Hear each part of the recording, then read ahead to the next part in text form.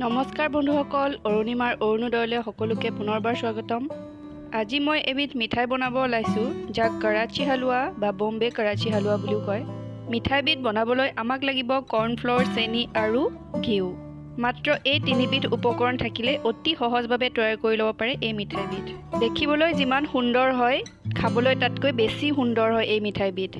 আহিবলগীয়া যিকোনো উৎসৱ পাৰ্বণত সহজতে ঘৰতে তৈয়াৰ কৰি ল'ব পাৰে এইবিধ মিঠাই। তেন্তে চাওকচোন মই কেনেকৈ বনাইছোঁ এই মিঠাইৰ ৰেচিপিটো। প্ৰথমে লৈ লৈছোঁ মেজাৰিং কাপেৰে আধা কাপ পৰিমাণৰ কৰ্ণফ্ল'ৰ।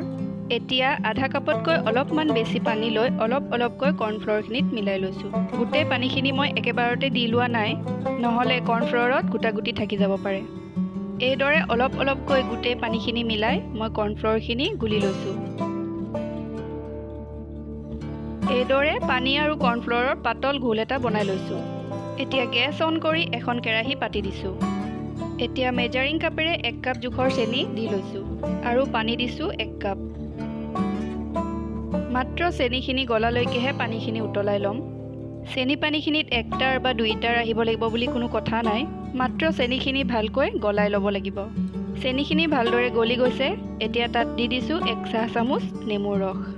আপোনালোকে নেমুৰ ৰসৰ সলনি চাইট্ৰিক এচিডো ব্যৱহাৰ কৰিব পাৰে। এই নেমুৰ ৰসখিনিয়ে সোৱাদত একো প্ৰভাৱ নেপেলায়, মাত্ৰ চেনি পানীখিনিত দানা পাতি নোযোৱাতহে সহায় কৰে। এবাৰ আপোনালোকক চেনি পানীখিনিৰ কনচিষ্টেঞ্চিটো দেখুৱাই দিছোঁ, চাওক। এতিয়া কৰ্ণফ্ল'ৰৰ ঘোলখিনি চেনি পানীখিনিত দি দিব লাগিব, কিন্তু তাৰ আগতে এইখিনি ভালদৰে মিলাই লৈছোঁ। কৰ্ণফ্ল'ৰৰ ঘোলখিনি লাহেকৈ চেনি পানীখিনিত ঢালি দিছোঁ। মন কৰিব, ঘোলখিনি ঢালি থকা অৱস্থাৰ পৰাই হেতাৰে কণ্টিনিউৱাছলি লৰাই থাকিব লাগিব। ৰৈ দিলে কৰ্ণফ্ল'ৰখিনি একে ঠাইতে গোটা পাতি ৰৈ যাব আৰু চেনি পানীখিনিত ভালদৰে মিহলি হৈ নাযাব।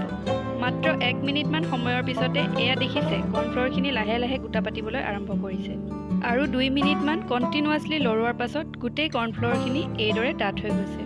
এতিয়া দি দিছোঁ চাহ চামুচেৰে 4/1 ইলাইচি পাউডাৰ। এইটো অপশ্যনেল হয়, ইয়াৰ সলনি আপোনালোকে ভেনিলা এচেঞ্চ বা যিকোনো ফুড এচেঞ্চ ব্যৱহাৰ কৰিব পাৰে। ইলাইচি পাউডাৰ বা ফুড এচেঞ্চ নিদিলেও মিঠাইবিধৰ সোৱাদ কিন্তু কমি নাযায়। এতিয়া মেজাৰিং কাপেৰে 4/1 কাপ ঘিউ লৈ অলপকৈ দি যাম। ঘি দিলে মিঠাইবিধৰ সোৱাদটো খুব ভাল হয়, লগতে এটা ধুনীয়া চিকমিকনিও আহে। মন কৰিব, কৰ্ণফ্ল'ৰ দিয়াৰ পিছৰ পৰাই বনাই হোৱালৈকে গেছৰ ফ্লেম লৈয়ে ৰাখিব লাগিব। অন্যান্য মিঠাইৰ তুলনাত এই মিঠাই বনোৱা পদ্ধতি একেবাৰেই সহজ, কেৱল অলপ ধৈৰ্যৰ প্ৰয়োজন হয়, কাৰণ কণ্টিনিউৱাছলি লৰাই থাকিবলগীয়াই হয়।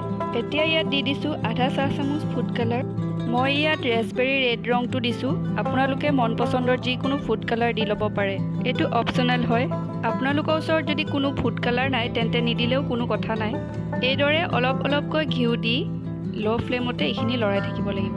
মই 2-3 মিনিটৰ মূৰে অলপকৈ গোটেই ঘিউখিনি এইদৰে দি লৈছোঁ। এনে কৰিলে মিঠাইবিধ খুব ধুনীয়া ট্ৰান্সপাৰেণ্ট হয়।